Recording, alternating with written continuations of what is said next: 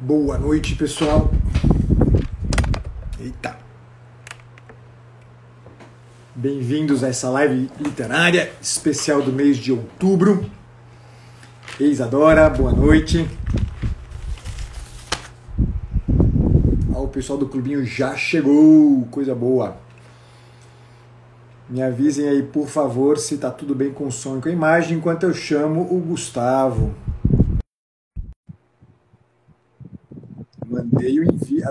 Mandei aí a autorização, Gustavo. Beleza, tá conectando. Caramba, que legal. Tudo bom, Gustavo?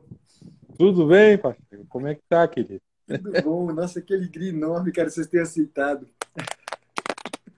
Ué, era só ter chamado antes que eu vinha antes. Olha só. Só demorei para chamar, então. Claro, estamos aí, rapaz. Coisa boa. Tudo bom? Tudo em paz, graças a Deus. Coisa boa. Como diz um querido amigo, tirando as coisas que tá ruim, o resto é uma maravilha. Grande. Muito bom. Ô, Gustavo, olha só, primeiro eu queria muito mesmo agradecer. Como eu tive a oportunidade de falar com a Camila dia desses aí para trás, eu me sinto já um velho amigo de vocês. Há muito mais tempo que vocês imaginam, a gente acompanha vocês.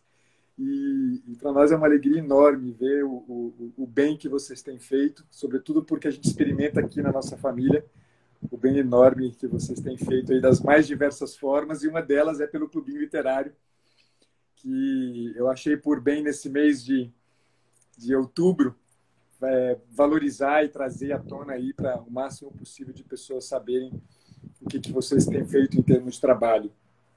E nasceu, na verdade, a ideia dessas lives aqui no mês de outubro, nasceu justamente do fato de que a gente faz uso, né, de praticamente não, todas as obras do Clubinho Literário, a gente lê aqui em casa, nas refeições, né, sobretudo na hora do almoço, a gente lê os livros do Clubinho Literário. Né? E a gente começou a notar alguns livros que agradavam mais a alguns dos nossos filhos. Né?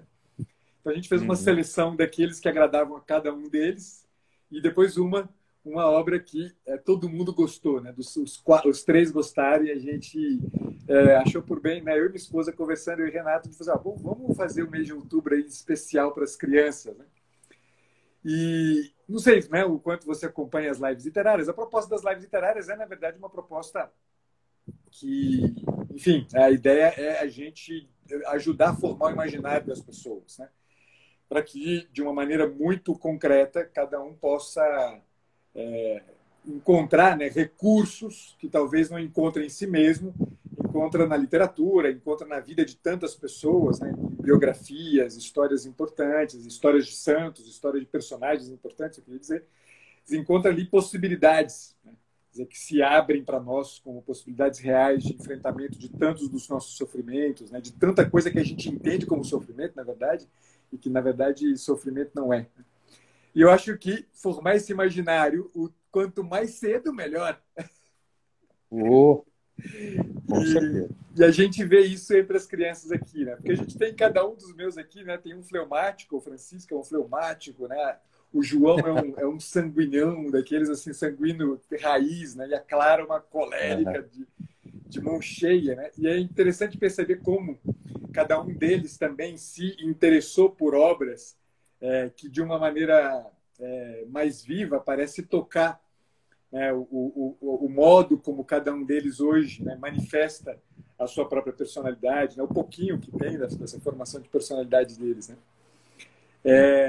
E aí eu resolvi escolher, então, de todas as que o Francisco é o nosso leitor mais assíduo, assim, mas de todos o que o Francisco mais gostou foi dos lírios eucarísticos. E aí a gente, né, vamos começar então com lírios eucarísticos para a gente começar. E foi por isso que eu fiz o convite a você e a Camila. Né? Das 4 que nós vamos apresentar, 3 são do Clubinho Literário. Né? Lírios Eucarísticos, o Robson Crusoe e o Pinóquio. Né? Vocês trouxeram para a gente aí no Clubinho Literário, só da Clara, que foi o gigante egoísta. Que não egoísta, wild. Exatamente. Eu vou te dizer assim, a gente tem muita vontade de publicar o Wild Tale, mas a gente quer fazer isso num pacote bem bonito, bem especial. Legal. Eu acho que daqui a pouco mais sai. Muito bom. Querido, assim, eu só tenho a te agradecer o convite, né? Agradecer a audiência qualificadíssima, né? Assim, para a gente é uma alegria poder estar sendo útil para tanta gente, sabe? Cada vez mais, viu, Paulo, a gente percebe, Camila, que foi esse trabalho que nos escolheu, não o contrário, sabe? Que a gente despretensiosamente, né, começamos a fazer essas edições de livros, e quando a gente começa a ouvir assim os retornos, sabe? Alguns deles, assim, claro, infelizmente, tem muita gente com medo. Sim. Né? Medo de que os filhos se percam, né? Enfim, uma série de motivos. Algumas pessoas muito escrupulosas, sabe? Que não se sair um pouquinho do riscado, já ficam do script. Me lembra um pouco Dona Bela, da escolinha do professor Raimundo. Exatamente. Mas a gente, né, releva e diz, não, vão adiante. Mas há momentos lindos, assim, que o coração da gente, sabe, fica na mão assim, para estourar, sabe? Porque quando a gente editou Pinóquio, cara, a história do Pinóquio é uma coisa tão bonita, assim. Nós conversamos com o tradutor é um homem já, seus 90 anos. Ele disse, eu estava em Florença quando eu traduzi esse livro, então é uma coisa espetacular. Entendeu? É uma outra... teve um livro que saiu muito também, assim... Desculpa fazer o jabá, tá, do clubinho. Mas... Pelo amor de Deus, essa é uma das funções desse nosso diálogo. Teve um livrinho que que a história do livro, a história como foi feita, é uma história muito bonita. A gente pensou assim, nossa, a gente tem que fazer alguma coisa para São Tomás. Né? E aí a gente começou a procurar no catálogo da Sophia Press nos Estados Unidos, e pesquisar, a gente descobriu um livrinho da Raíssa Maritain, um pretinho, assim, coisa pequenininho, bonitinho, em que ela resolveu contar a história de São Tomás para crianças. É o anjo da escola. Sim. Ele é bonitinho, singelo, mas a história da família que trouxe... Recentemente faleceu o engenheiro César Xavier, e a esposa dele era uma professora universitária, professora de latim, apaixonada por Jacques Maritain e por Raíssa Maritain, que por sua vez eram apaixonados por São Tomás de Aquino. E sabe quando você vê aquelas histórias assim, famílias que são católicas, que têm a erudição na veia e que desaguam assim o conhecimento numa conversa. Sim. Eu vou te dizer assim, eu não sou um homem muito emotivo, sabe? Mas eu vou lhe dizer assim, algumas vezes, quando eu conversei com esse senhor, que já estava com 90 e poucos anos, eu tive que me segurar, sabe? Me segurar porque assim, eu ia às lágrimas com uma certa facilidade. Que legal. E assim, a gente fez esse livrinho e tantos outros que a gente tem procurado, sabe? Para que depois que as nossas crianças se referendam, porque afinal de contas os livros, né, eles saem dessa forma, né? O controle de qualidade aqui em casa é as crianças. Então, assim, se bateu na casa de vocês é porque bateu antes aqui também. Boa! Né? Então, é muito bom. A Camila põe a gurizada ao redor, né, dela. Naturalmente, não sei se com a Renata deve ser assim também, né? Que as crianças são que nem mosquito em tampa de xarope, né? Aqui no Rio Grande do Sul, né? Às vezes, aqui em casa acontece assim, estou eu sentado trabalhando, a Camila na poltrona também trabalhando, Daqui a pouco entra um no quarto e pergunta assim, mãe, diz pro pai, e eu aqui na mesma sala, sabe, no mesmo quarto. Por que tu não pergunta pro teu pai? Tá aí direto, né? Mas vão na mãe, né? Vão na mãe. E é fantástico, porque é bem infantil isso. Assim, e ela põe a galera ao redor, conta histórias, e eles veem se um livro é bom, se um livro não é bom, um gosta, outro não gosta. E justamente com essa coisa dos temperamentos, da personalidade. E aí você vê alguns que a gente percebe que tem verdadeiras realidades que a gente tem que trazer de volta. Perfeito. Né? Outros que, por exemplo, eu vou dar isso. Quem de nós vai falar sobre o Pinóquio vai dizer isso também. Mas a edição do Pinóquio, tá? Para mim, é uma edição muito importante, porque esta edição é a edição do texto original. Do colorido. Não é adaptação. Sempre que possível, as nossas crianças receberão o texto original. Porque nós queremos que elas tenham contato com o melhor da literatura clássica. Perfeito. Clássica, cristã, que edifique, que traga virtudes. Nós queremos que os pais entrem junto em campo, por isso que existe o guia de leitura. Ou seja, não é uma leitura passiva. Você não vai pegar o livro e largar no peito da criança, não é. Faz parte, é a família inteira. Né? A gente quer justamente isso. Que vocês fazem, sentar na hora do almoço, ler juntos, e enfim, crescer juntos. Nós temos, inclusive, assinantes aqui no Clubinho que não têm crianças. Né? Já aconteceu, sabe? Tem um cidadão assim, eu comprei por causa da minha... Eu leio com a minha avó, com a minha mãe, uma coisa assim, já era um homem de 30 anos. Eu disse, meu Deus do céu, que coisa engraçada. E todo mundo, e para assim, sabe? Uma coisa que... A gente já ouviu muitos bons testemunhos, Paulo. Graças a Deus, legal. O Clubinho está indo.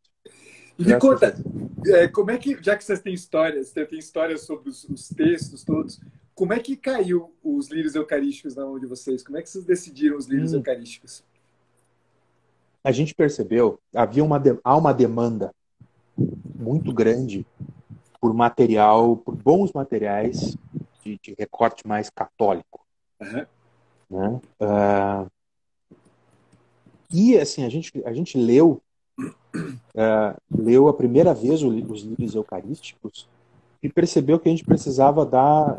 Ele estava lá na Alexandria Católica, eu acho que deve ter ainda lá no site da Alexandria Católica. Né? Eu indico nos meus clientes.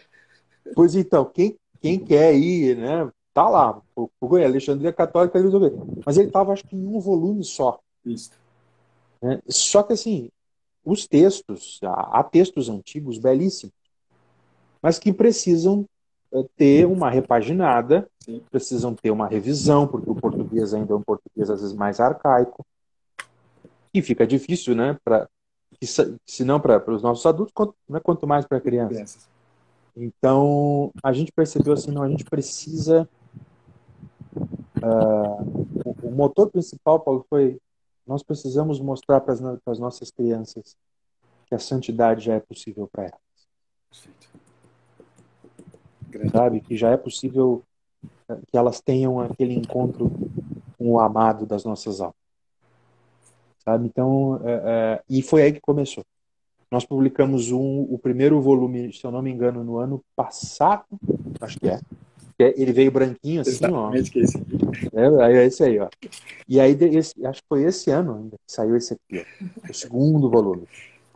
E é muito bom porque, assim, a gente deu um salto, procurou dar um salto, pra gente não foi fácil, mas graças a Deus, Deus foi, né, nos mandando assinantes, ou seja, as pessoas não sabem, mas não é fácil você publicar um livro no Brasil. Sim. Ele é bem, não os custos são altos, né?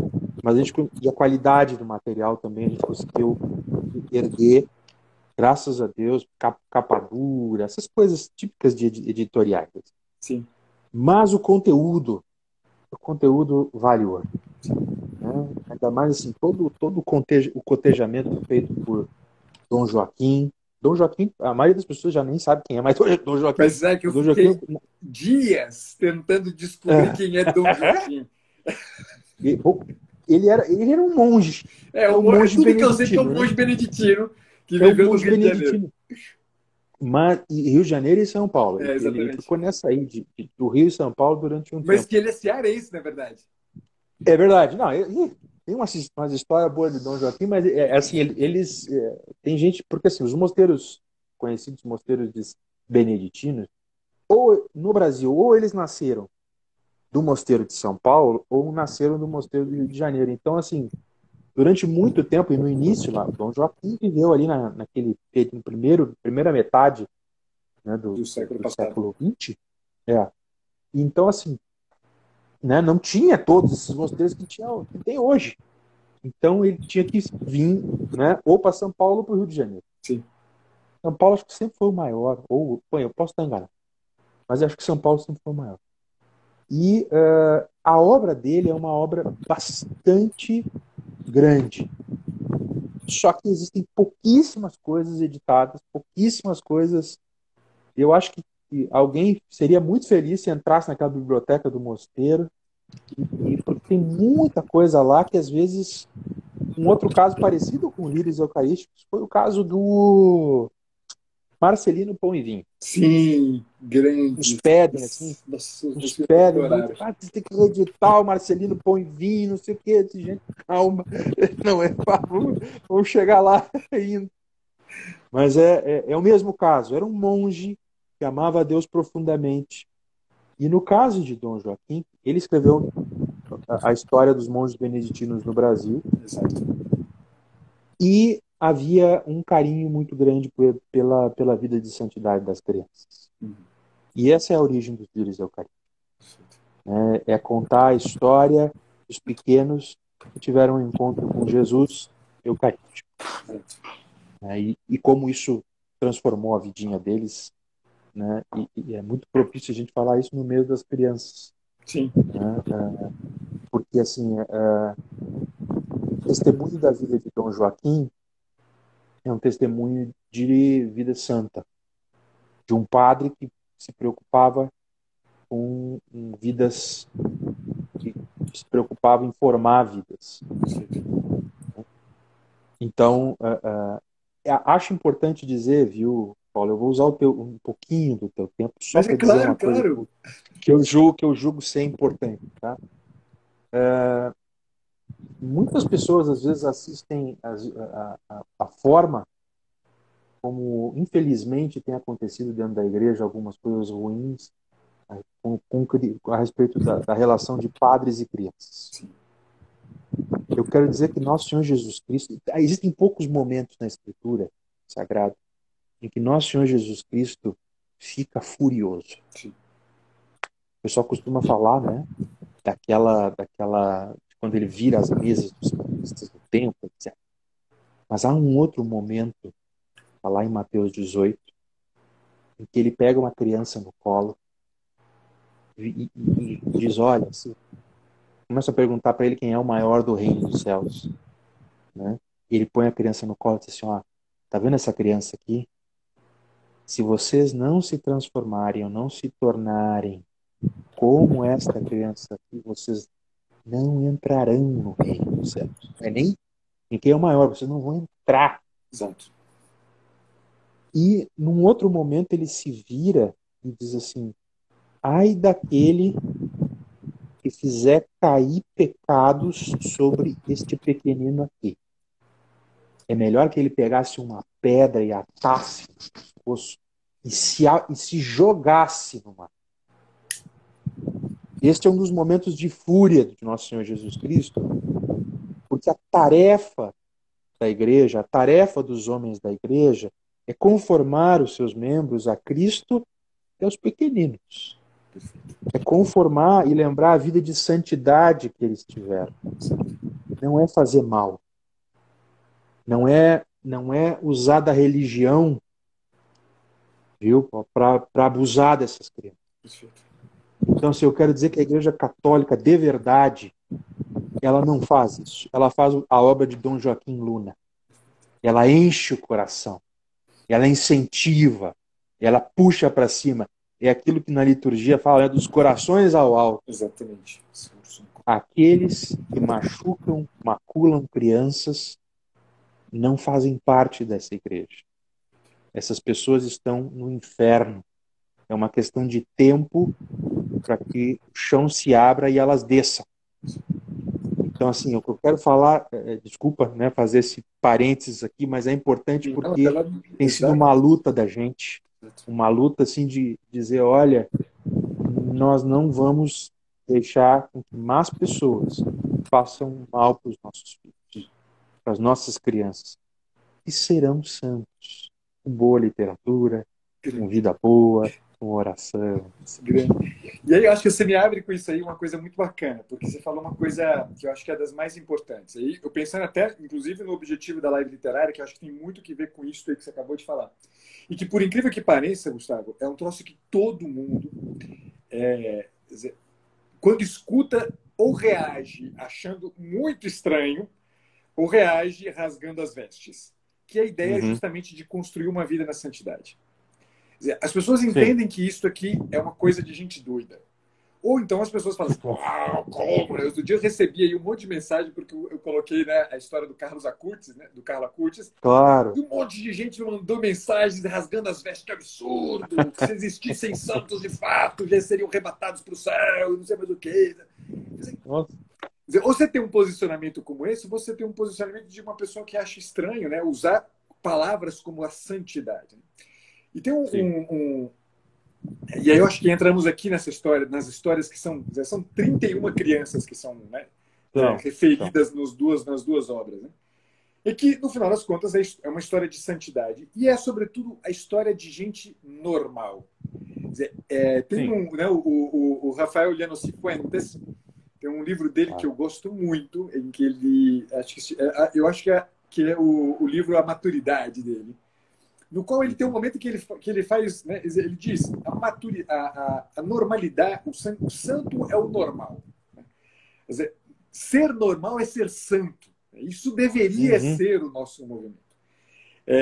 E normalmente, eu vou te dizer, eu na clínica, não poucas vezes, eu indico os livros eucarísticos. Tem gente, né, que reage, tem reações e reações. Mas no mais das vezes eu faço por quê? Eu faço justamente para que as pessoas se deem conta de duas coisas fundamentais, Gustavo. A primeira é justamente essa, que a santidade é o caminho normal do homem e da mulher. Existe uma chamada universal à santidade. Né? Somos todos chamados à santidade. E isso não quer dizer que está tudo bem. Tem um esforço enorme que a gente tem que fazer na nossa parte, além da graça de Deus, nosso esforço. E a outra razão é justamente porque há pessoas, né, entre os meus clientes, muitas vezes, que fazem, né, de uma unha encravada, né, o suficiente para dizer que a vida acabou. Né? E a gente pega a história dessas 31 crianças. Sim. Você fala, meu Deus do céu, mas por que eu estou reclamando da minha unha encravada? Tem uma história em especial que é uma história que eu acho certamente das mais bonitas de todas, que é a história do Pedrinho Derrel. Derrel mesmo, né? Pedrinho Derrel, exato. Eu acho que é. É o francês, que é uma coisa genial. É uma história maravilhosa. Eu me lembro, né, quando minha esposa estava lendo isso em casa, eu trabalhava na clínica fora, né? Sim. E eu me lembro de ter chegado em casa, e eu chegava quando as crianças já tinham jantado, né? E a Renata via, então, na hora do jantar. Né? Eu me lembro de ter chegado em casa, os meninos vieram correndo. Papai, você tem que ler essa história aqui, tem que ler essa história aqui. E me puseram para ler no sofá, para ler, assim. E fiquei comovidíssimo com a história do Pedrinho Derrel, né? Porque é uma dessas histórias, assim, que você olha uma criança que morreu com 7 anos, né? Um sofrimento atroz, né? E que entregou isso aqui com uma consciência, entregou o sofrimento com uma consciência para um bem, né? E um bem não qualquer bem, né? O bem do próprio pai, que é uma coisa, né, de mover o coração mais duro que possa existir. É uma coisa impressionante. Né? Se você me permite, eu queria ler 2 trechinhos que são trechos assim, que eu acho que são legais, e aí eu queria que a gente pudesse conversar sobre isso. Né? A primeira coisa é uma oração que o Pedrinho fez, e que é de uma simplicidade maravilhosa, né? O pequeno menino, dia a dia, aumentava seu amor a Jesus, lá na página 66. Eis uma oração simples que ele costumava fazer. Menino Jesus, eu bem queria passar os dias inteiros em vossa companhia junto ao tabernáculo. Entretanto, devo também preparar minhas lições. Não vos esquecerei jamais. Vou trabalhar para vós. O padre disse no sermão de domingo que nós, trabalhando, também rezamos quando trabalhamos para vós. Caramba, eu fico pensando, né, a primeira coisa que eu fiquei pensando é quantos de nós trabalha com uma consciência do sentido, como o Pedrinho faz o trabalho dele, o menino de 7 anos de idade. 6, aqui não devia nem ter 7 ainda, né? Quer dizer, sim, quantos de nós não trabalha com essa consciência, né? A consciência da destinação da nossa ação, né? Quer dizer, de para onde está dirigida, né? O Jussani, inclusive, hoje estava me perguntando coisas do Jussani. O Jussani dizia uma coisa que sempre me encantou muito, que tem muito que ver com isso, né? Quer dizer, ele dizia, eu sou um tubo. Eu não sou nada além de um tubo, né? Tudo que eu faço na verdade, nada mais nada menos do que um meio, né? Através do qual passa a única coisa que interessa, né? Passa a única coisa que interessa. Às vezes a gente trabalha com essa consciência, dizer, e quantos dos meus clientes que têm sofrimentos, neuroses, dizer, que estão travados na vida, estão assim, nada mais, nada menos, porque não tem uma clareza da destinação da sua ação. Não sabe para onde a coisa está dirigida, né? Quer dizer, fazem tudo dirigido ou a uma certa comodidade que espera adquirir em não sei que momento da vida, ou fazem isso dirigido à expectativa de uma certa carreira que finalmente vai se organizar e as coisas vão... Ou um certo equilíbrio, ou uma certa previdência. Quer dizer, é impressionante, porque a gente está o tempo inteiro julgando todas as fichas, apostando todas as fichas numa materialidade. Quer dizer, um menino de 6 anos de idade, 6 para 7 anos de idade, ensina para a gente como é possível preparar as minhas lições, né? Com um amor a uma destinação que é muito, muito mais consistente, estável, que dá, né, que realiza a vida da gente muito mais do que qualquer carreira, sei lá, milhares de reais que a gente possa vir a receber no final do mês, ou os aplausos todos. É muito impressionante uma coisa como essa, né? E essa aqui, talvez, né, o horizonte de santidade entendido, né, como viver a vida assim, né, com essa normalidade do Pedrinho, cáspita. Meu Jesus. Não. Deixa eu só fazer um acréscimo nessa teu pensamento. Santidade não, a santidade tem a ver com quem a gente é, né? Com o conceito claro, assim, não tem a ver com roupa, não tem a ver com santarronice, né? Mas é essa consciência do Pedrinho de dizer, olha, o que eu faço para ti, né? Eu faço para Deus, eu faço para Cristo, para o menino, né? Para o menino Jesus. Essa consciência de que, olha, eu sou teu. Me lembra eu gosto muito de um poema chamado Quem Sou Eu, de Dietrich Bonhoeffer, um falecido pastor luterano que faleceu na luta contra o nazismo. E ele vai começando, ele faz uma digressão e no final ele diz: quem sou eu? Os meus algozes zombam de mim, mas Senhor, tu sabes que eu sou teu. Sabe? É uma coisa assim de quem... santidade tem a ver com pertença.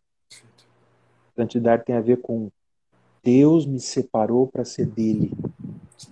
E aí os meus motivos, sabe? É por isso que o Evangelho diz, né, que São Paulo diz, quer bebais, quer comais, quer façais qualquer outra coisa, façam isso para a glória de Deus. E essas crianças, elas viviam isso. Elas viviam isso. Elas entenderam que o pouquinho que às vezes a gente pode, mas é só fazer a lição. Não, não é só fazer a lição. Não é só fazer lição. É fazer a lição para alguém, sabe? E esse sentido, ele é o sentido que dá razão à vida. É isso. Ele é santo porque ele pertence ao santo.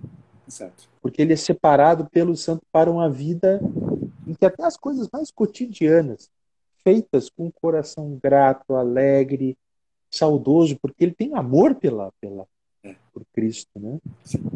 Ele é pura santidade, não tem a ver, não tem a ver com atos muito extremos de insanidade, Exatamente. de loucura. Bilocação, por mais que seja gigante, mas é uma outra coisa, né? E o milagre já aconteceu, Paulo. Aí que está a questão. Essa criança pequenininha, a Nelly Organ, 4 anos de idade. Que a primeira, era uma das que eu queria dizer, a primeiríssima de todas. Ela pensou 4 anos de idade. Então, o milagre já aconteceu lá dentro. Perfeito. O grande milagre que é a gente, né, Santo Agostinho fez muito bem, ó, ele fala, tu fizeste-nos para ti. E o nosso coração está inquieto enquanto não descansa em ti. Ou seja, esse é o grande milagre de tudo assim, olha, eu fui amado por Deus e agora eu estou aqui de volta. E estou assim, a minha lição, brincar com bolinha de gude, com ioiô, fazer a lição, ajudar a mãe em casa, tudo isso está cheio de santidade. Ou qual foram os grandes milagres, por exemplo, eu estava vendo ali falou do Carlos Acutis. Qual foram os grandíssimos milagres? Vamos encontrar aí um que outro agora, mas é meio depois, não na vida. Exato. Né? Então, é isso que a gente tem que entender. Que o chamado à santidade tem a ver também com uma vida bastante simples, não tem a ver com simples e alegre, né? Simples que às vezes sim, né? Simples é algo ruim, tá? Não. Simples e alegre. E aí é interessante porque o Pedrinho também da Hell, né? Tem um momento que ele fala, né, que ele escreve para o padre missionário, né? Eu entendi que para converter as pessoas é preciso 3 coisas: pregar, rezar e sofrer. Pregar eu tenho pregado sempre, rezar eu continuo rezando o tempo inteiro, está faltando eu sofrer. E aí né, eu comecei a pedir para Nosso Senhor para sofrer. E alguém diria, pô, mas o Gustavo acabou de falar que tem que ter uma vida alegre, e esse cara vai lá e pede para sofrer? Mas você vê como ele fala do que é o pedir para sofrer e a forma como ele vive o sofrimento, você vê que não tem nisso absolutamente peso algum. Você vê que não tem nisso absolutamente nenhum tipo de masoquismo, nenhum tipo de... Não, é evidentemente que alguém que entende que a vida, essa vida pequenininha, de 7 anos de idade, é uma vida que pode ser toda ela entregue. Absolutamente nada fica fora. Até mesmo o sofrimento pode ser empregado para converter. Até mesmo o sofrimento pode ser empregado para que a glória de Deus se manifeste no mundo. Se eu vivo dessa forma, caramba! Né? E é impressionante, porque, no fim das contas, ele entrega, né, o sofrimento para a conversão do próprio pai e o pai se converte. Né? Isso é uma coisa assim, fantástica. Deixa eu só dizer uma coisa, Paulo, também que eu acho que é importante, que é o seguinte. Às vezes a gente diz assim, não, o discurso do cristianismo não é o discurso do pare de sofrer. Então, se você vê esse discurso feito por aí com o pessoal que se diz cristão, quer dizer que isso não é cristão. O discurso cristão é faça desse seu sofrimento algo útil. Então, aproveitar que nós estamos numa live literária e lembrar para as pessoas, quem não conhece esse texto, é um texto assim, muito bonito, é um livrinho chamado Alceste, é uma dessas de Eurípides. Tem um momento em que o Eurípides está destruído, né, porque a mulher dele morreu e ela morreu para dar a vida para ele. Então, assim, imagina, um sofrimento terrível, né? Porque ele ia morrer. Ele pediu para todo mundo e quem acabou dando a vida foi ela. Só que, assim, graças a Deus, quem estava passando por perto da vila do marido da Alceste era Hércules. E Hércules disse assim, não, deixa para mim, eu dou um jeito nisso. que Hércules faz? Hércules desce até o Hades, tem uma conversa com uma turma lá de baixo e traz a alma da Alceste de volta. Ou seja, foi difícil, foi penoso, foi um negócio assim. Mas, claro, Hércules fez, né? Vai lá, né? É uma figura muito bonita de Nosso Senhor Jesus Cristo, que é o homem forte né, que saqueia o inferno, acaba com a morte. Mas é no sofrimento né, do marido de Alceste, da própria Alceste, que ele trabalha. Eu acho que aí que está a questão do Pedrinho também. O nosso sofrimento não é... Acontece o seguinte, isso é uma coisa que eu gosto muito de dizer, assim, eu sou meio polêmico nisso, mas, gente, a gente não é o protagonista dessa história. Vocês não me levem a mal. Não é. Tá? A gente é, quando muito figurante, entendeu? Às vezes Deus nos chama assim para alguma coisa mais proeminente na vida de outra pessoa, mas assim, ele é o protagonista. O teatro é dele. Essa tragédia toda é dele. No bom sentido, né? A tragédia de ruim, mas a tragédia de teatro é dele. E nós estamos no meio disso. E o Pedrinho tava, sabe, ele sacou isso pequenininho. Sim. Ele sacou isso, olha, o sofrimento salva. O sofrimento salva. Sabe que você falou uma coisa aí que me fez pensar numa coisa importante, que eu acho que vem bem a propósito do que você acabou de dizer. O Giussani, ele dizia uma coisa que me impressiona justamente pela clareza de compreensão disso que você acabou de falar, do protagonismo. E ele diz, olha, na verdade, o protagonista da história é o coração de Deus mendicando o coração do homem e o coração do homem mendicando o coração de Deus. Se a gente pensa dessa forma, né, a gente começa a perceber uma coisa importante. Né? A ideia de uma chamada universal à santidade, né? A ideia de uma chamada universal da anormalidade, de uma vida destinada, né, à entrega de si, não é só uma experiência que parece que está inscrita como um fato, né? Um grego, né? Um trágico, mas é alguma coisa que é a própria estrutura da nossa pessoa. Quer dizer, quando eu, né, por exemplo, na clínica, me dou o direito de indicar a leitura de um texto como este, né, não faço isso porque o meu cliente é católico. Eu estou me deixando para isso, na verdade. Eu faço isso porque eu parto do pressuposto que ali, naquela pessoa que está sofrendo por alguma coisa que normalmente, né, é só a vida acontecendo, há um desejo grande de que a vida encontre um espaço de realização, até mesmo ali naquele sofrimento. Esse desejo grande não é uma coisa que eu invento, na verdade, algo que foi inscrito, né, no meu coração. Eu não sou pessoa a não ser se eu vivo a vida como entrega. Porque, no fim das contas, né, o Senhor, ele mendiga, né, a nossa atenção, quase. Né? Ele espera, ele está pedindo, ei, né, eu preciso que você viva a vida mesmo como alguém que se entrega por mim. Né?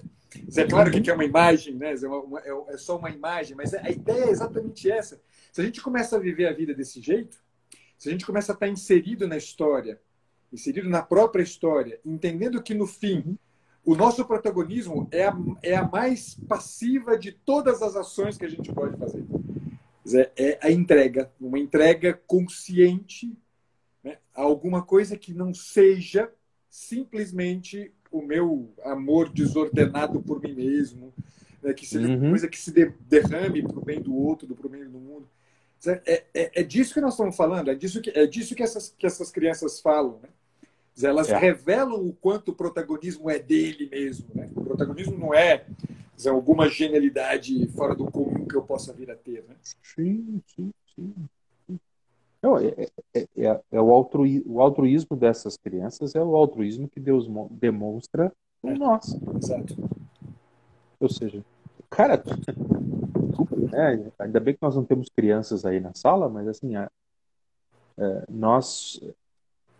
Deus nos ama e a gente vira para ele e apresenta a merda. Exato.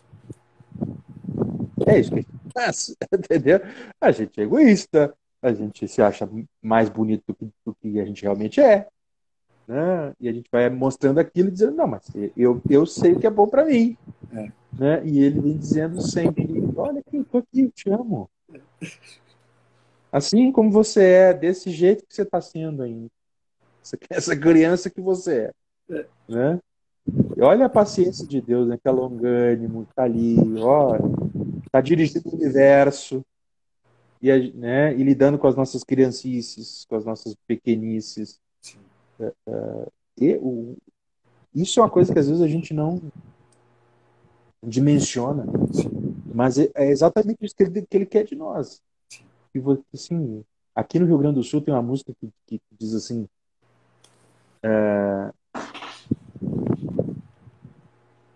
para quem é uma música do César Passarinho, né, que se chama Guri, para que digam quando eu passe, saiu igualzinho ao pai. E é isso aí que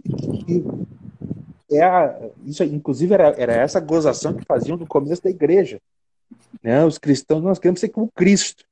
Esses são os pequenos cristos, são os cristãos, olha, os pequenos cristos, eles querem se dar. Mas é isso mesmo.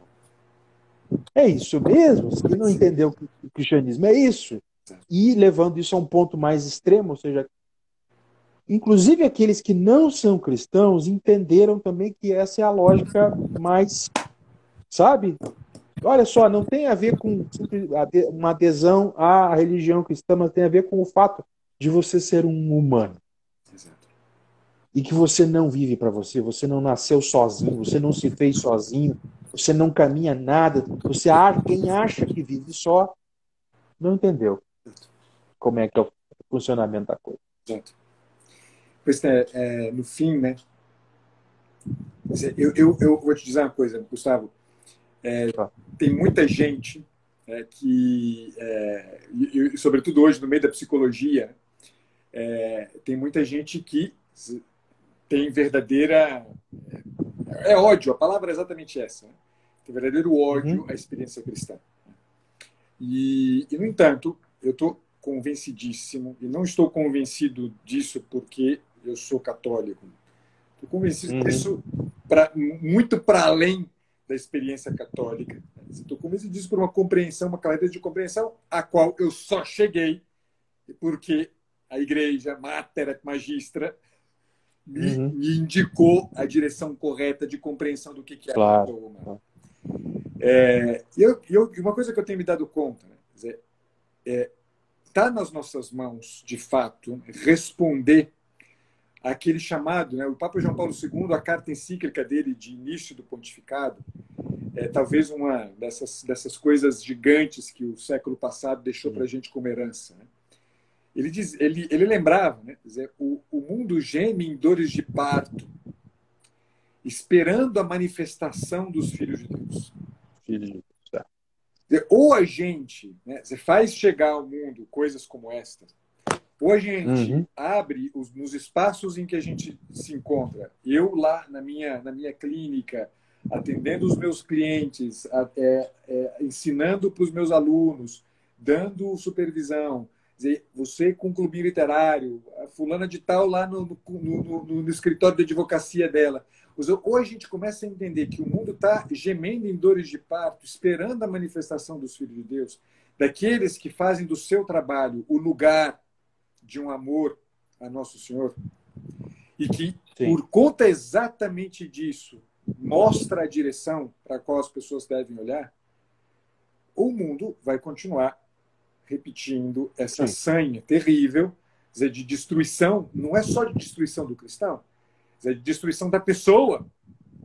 É uma sanha que começa no século XVII e que foi só ficando um angu de caroço sem tamanho, até chegar ao século passado, que foi certamente o século de maior perseguição do cristianismo que a história da igreja já conheceu. E não é só um problema de perseguição dos cristãos, é um problema que, no fim das contas, deixa marcas na forma como a gente olha e entende o que é a pessoa humana. E a gente está vendo o resultado disso agora. Está vendo o resultado disso agora. Quer dizer, no adoecimento das pessoas, a gente está vendo o resultado disso na forma como a sociedade ela está desestruturada, como as pessoas têm medo. Quer dizer, e serviços como esse, né? Não foi, né, por outra razão que eu quis trazer você e a Camila na semana que vem para falar do Clubinho Literário, né? Porque, no fim, a gente precisa fazer essas coisas chegar. A gente precisa fazer essas coisas chegar ao máximo possível de pessoas. Ao máximo possível de pessoas. Sim. Enfim, cara, eu queria demais, mais uma vez, te agradecer. Ah, pra que isso? Você sabe que aquela coisa é chamar que nós vem. Agora eu vou começar a abusar de vocês. A Camila, na Pode, última vez, pode. falou assim: ó, vocês vão cansar de ver a gente por aqui. Pois é, eu tô começando a gostar dessa ideia. A gente está sempre à disposição. Você sabe disso. A gente dentro a gente parece que sabe muita coisa, mas na verdade sabe pouco. Mas assim, Deus é bom e a gente realmente abraçou essa missão, viu, Paulo? Eu concordo assim plenamente contigo. Os últimos séculos têm sido séculos de profunda destruição, em que a escuridão me lembra muito o Senhor dos Anéis, né? Sim. A escuridão voltou a se alastrar, voltou a destruir, voltou. E nós somos aqueles hobbits de condado que o nosso trabalho é mutatis mutandis, como todas essas crianças aqui, na sua época, elas acenderam uma luz, né? Acenderam, em algum momento, elas salgaram a relação das pessoas. Então, luz e sal, esse é o nosso trabalho, sabe? Às vezes eu costumeiramente dito eu continuo, viu, Paulo? Às vezes falando com casais, sabe? Continuo. E às vezes eu digo assim, e ultimamente eu tenho dito muito para casais, escuta, se eu for lá na casa tomar um café com vocês, na casa de vocês, eu vou encontrar Deus? Porque se não, deixa a xícara de café para um outro dia. Vamos consertar primeiro, depois eu vou visitar vocês. E eu, especialmente para casais cristãos, eu tenho dito isso, sabe? Essas crianças foram capazes de, na vida delas, as pessoas que tinham contato com elas saíam de lá amando mais a Deus. Existe um Deus, essa criança ama ele. Veja, alguns padres, eles não queriam dar a Eucaristia para essas crianças porque achavam elas muito novinhas. Sim. Só que a criança apurrinhava tanto ela, por amor a Deus, de tal forma que o padre ou fazia aquilo por amor a Deus ou por apurrinhação. E dava a Eucaristia. Porque essas crianças viviam num fogo abrasador no coraçãozinho dela. Que é o fogo que Deus quer que a gente viva nos nossos corações, e que é este fogo que acende, que nos acende, que ilumina e que faz com que aquilo que tem que vir à vida, né, as dores de parto que são provocadas por uma criança, venham à vida. É isso. E a gente quer falar disso, falar desse amor, falar dessa graça, falar de olha só, você está marcando boca, rapaz. A vida é tão boa. Deus nos ama tanto. E você aí, achando que o mundo é um pacote de suco, só que você é a melhor coisa do mundo. Rapaz, ó, só desencana de si próprio, rapaz. Acorda. Exatamente. Grande, Gustavo. Cara, mais uma vez, Okay. obrigado. Obrigado, sobretudo, pela amizade. Eu Opa. reconheço como amizade. Claro, mas é mesmo. Obrigado de verdade pelo bem enorme que você tem feito, você e a Camila, e pelo aceite dessa conversa. Espero revê-lo em muito breve tempo, numa nova oportunidade de voltar a conversar sobre outros temas. Não, com certeza. Olha, assim, convido a todos a entrar no Clubinho Literário, para que conheçam as obras. A gente está aí procurando aumentar mais a qualidade do produto. eu também me tornei agora um aluno muito bom de um curso, ó, assim, um Eu cara vi, bom, rapaz. bom, um cara bom de psicologia. Ele faz umas lives literárias maravilhosas. Eu me tornei, estou lá, de madrugada assistindo o Paulo. Eu vi, E eu aqui, pensei, está sendo gente, uma maravilha.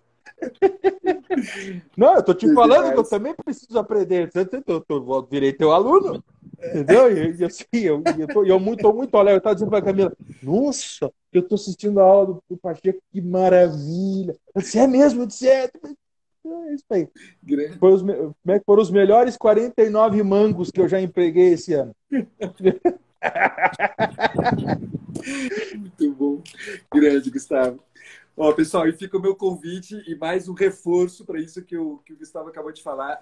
Certamente o Clubinho Literário é uma dessas coisas que pode ser uma grande ajuda para todos vocês. Né? Para quem vem seguindo as lives literárias aí, é a garantia de encontrar obras que certamente, para aquilo que é o objetivo da proposta das lives literárias, certamente vai ajudar em muito. Apesar de parecer à primeira vista literatura infanto-juvenil, não, mas é certamente algo que forma. Né? A gente acabou de falar aqui de histórias de gente gigante, né?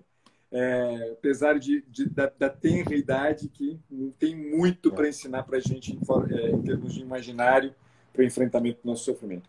E certamente tudo aquilo que a Clubinho Literário tem oferecido é de uma qualidade gigante. Então fica aí o meu convite e a reiteração disso que o Gustavo acabou de dizer, que é o que há de melhor hoje em dia. Meu caro, um grandíssimo abraço. Uma hora eu quero ir aí na casa dos seis, Ué, levar a gurizada venha, toda venha. daqui. Venha. Você é bem-vindo. Uma viagem Renata, nossa que a gente for para o sul aí, eu quero muito poder dar um abraço a vocês pessoalmente. Vai ser uma alegria. Bem-vindo. Bem-vindo, querido. Sempre, sempre. Obrigado, viu? Obrigado a Muito você, obrigado. cara. Conta comigo sempre. Tá bom. Um abraço na Camila e todo mundo em casa aí. Pode deixar. Deus abençoe. Um abração para todo mundo. Obrigado, gente. Tchau. Tchau. Deus abençoe você também aí.